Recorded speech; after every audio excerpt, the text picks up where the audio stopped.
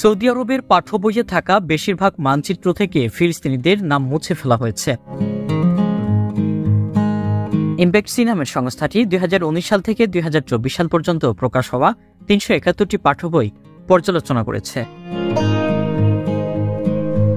গত 5 বছরে সৌদির পাঠ্য বইগুলোতে কি ধরনের পরিবর্তন আনা হয়েছে সেটি নিয়েই গবেষণা করেছে সংস্থাটি।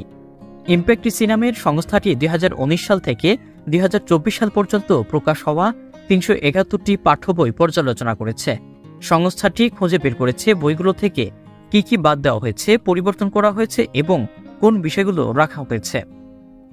এই গবেষণায় দেখা গেছে দ্বাদশ শ্রেণীর সামাজিক শিক্ষার একটি বই, যেটিতে ইহুদি রাষ্ট্র প্রতিষ্ঠানের আন্দোলন একটি বর্ণবাদ নামের বিষয় ছিল, সেই বইটি 2023 সাল থেকে পড়ানো বন্ধ করে দেওয়া হয়েছে।